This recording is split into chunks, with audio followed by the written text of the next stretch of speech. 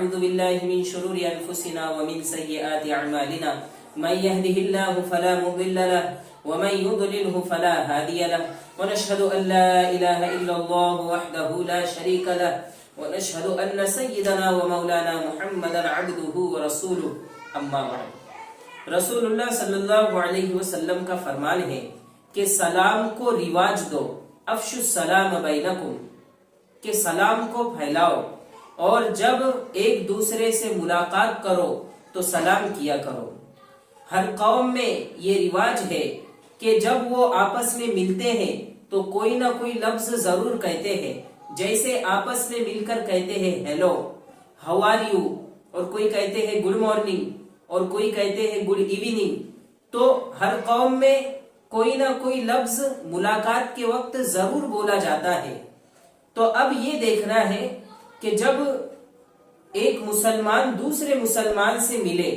تو اسلام نے کون سا طریقہ سکھایا سلام کا،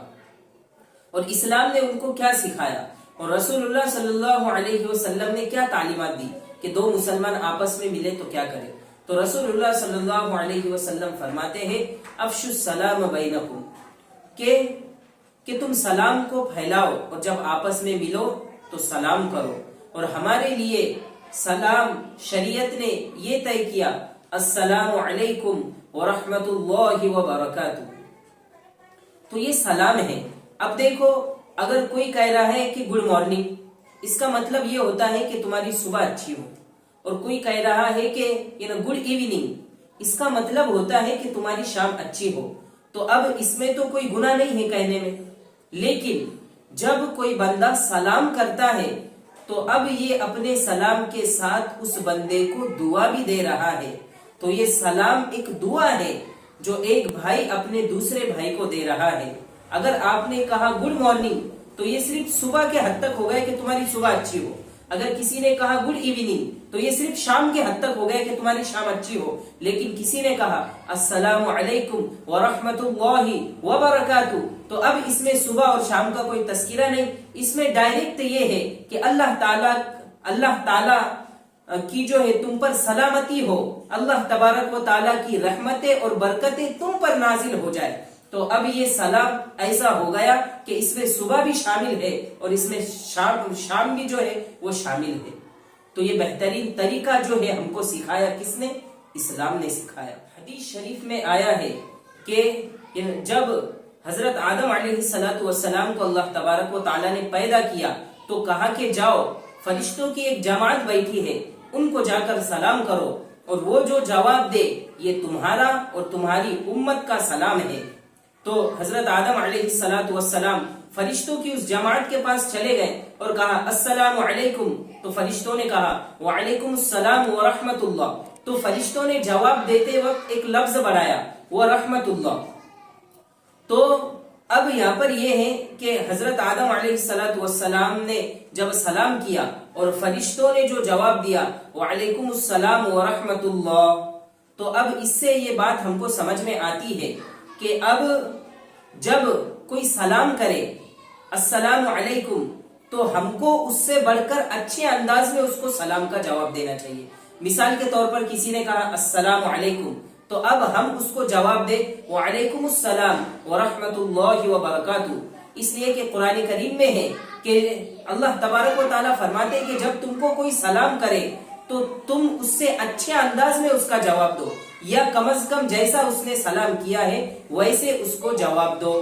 تو اب سلام کرنے کا افضل طریقہ یہ ہے کہ ہم کہیں السلام علیکم ورحمۃ اللہ وبرکاتہ۔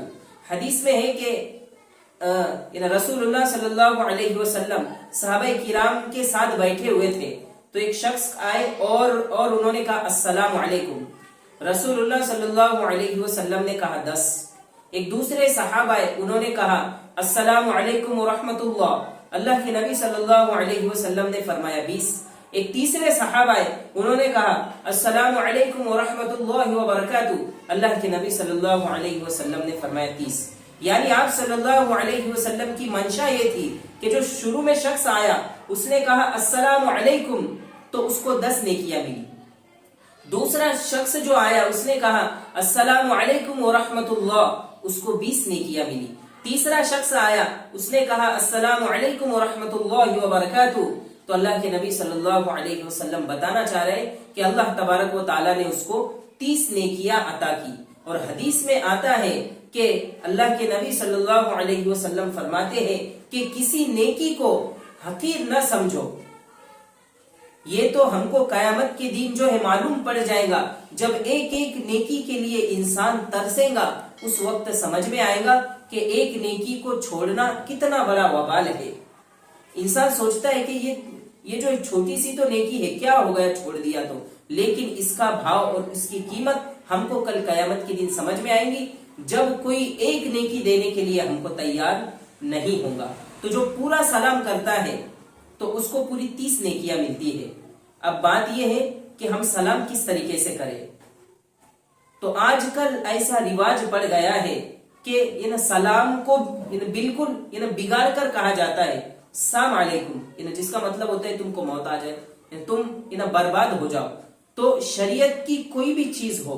ہم اپنی زندگی کا یہ اصول بنائے کہ ہم اس کو سیکھ کر اور سمجھ کر کیا گیا. علماء نے اس کا یہ جواب دیا کہ جب ہم کہتے السلام علیکم تو ایک تو یہ ہے کہ ہم سامنے والے کا اکرام کرتے ہیں کہ تم پر سلامتی ہو, ایک تو یہ ہے کہ تجھ پر سلامتی ہو, اور ایک یہ ہے کہ تم پر سلامتی ہو. تو اب تم پر سلامتی ہو اس میں زیادہ ادب ہے اس کے مقابلے میں کہ تجھ پر سلامتی ہو. تو اب ہم کہتے ہیں کہ السلام علیکم کہ تم پر سلامتی ہو. اور دوسرا جواب علماء کرام نے اس کا یہ دیا کہ جب ہم سلام کریں تو ساتھ میں یہ نیت کریں کہ ہم اس شخص کے ساتھ, یہ جو 2 فرشتے اس کے ساتھ لگے ہوئے ہیں جن کو کرامن کاتبین کہا جاتا ہے, جو انسان کا حساب کتاب لکھتے ہیں, تو ہم تجھ کو سلام کرنے کے ساتھ ساتھ ان دونوں کو بھی سلام کر رہے ہیں. السلام علیکم کہ تم سب پر اللہ تعالیٰ کی سلامتی ہو, تجھ پر بھی اور جو ساتھ میں کرامن کاتبین ہیں ان پر بھی سلامتی ہو. ہمارے بزرگان دین فرماتے ہیں کہ جب انسان نماز میں سلام پھیرے اس وقت وہ یہ نیت کرے کہ میرے دائیں طرف جتنے فرشتے ہیں میں ان پر سلامتی بھیج رہا ہوں, اور پھر میرے بائیں طرف جتنے فرشتے ہیں میں ان پر سلامتی بھیج رہا ہوں. تو ایسا کرنے سے اور ایسی نیت کرنے سے اس انسان کے اجر و ثواب کے اندر اضافہ ہو جاتا ہے. اب بات یہ رہ گئی کہ کن کن موقع پر سلام کرنا جائز نہیں ہے. اب وہ بھی سن لیجئے. نمبر 1, اگر کوئی شخص کھانا کھا رہا ہو تو اب ہم اس کو سلام نہ کریں, ایسی حالت میں سلام کرنا ناجائز ہے. دوسری بات یہ کہ کوئی دینی کام کر رہا ہو, کوئی وعظ اور تقریر کر رہا ہے, تو اب ہم اس مجلس میں آ کر چپ چاپ بیٹھ جائیں, اب وہاں پر سلام کرنے کی ضرورت نہیں ہے. اب اس سے خلاصہ یہ نکلا کہ اگر کوئی آدمی کسی کام میں مشغول ہے تو اب ہم اس کو جو ہے وہ سلام نہ کریں, ایسے موقعوں پر سلام کرنا ناجائز ہو جاتا ہے. اب دوسری بات یہ رہ گئی کہ اگر بہت سارے لوگ جمع ہو اور ایک آدمی وہاں سے گزر رہا ہے, تو اب اس آدمی نے اگر سلام کیا السلام علیکم ورحمۃ اللہ وبرکاتہ, تو اب ساری مجلس کو جواب دینا ضروری نہیں ہے. اگر ان سب مجلس میں سے کسی ایک نے بھی جواب دے دیا تو سلام کا جواب دینا پایا گیا, سارے لوگوں کو چلانے کی ضرورت نہیں ہے. اور بہت سارے لوگ چل رہے ہیں, اب وہ سارے لوگ چل رہے ہیں تو اب سب کو سلام کرنا بھی ضروری نہیں ہے. اگر ان سارے مجلس میں سے جو چل رہے ہیں, اگر ان میں سے کسی ایک نے بھی کہا السلام علیکم, تو وہ ان سارے قافلے کی طرف سے, سارے گروپ اور جماعت کی طرف سے اس کا سلام جو ہے وہ ادا ہو گیا.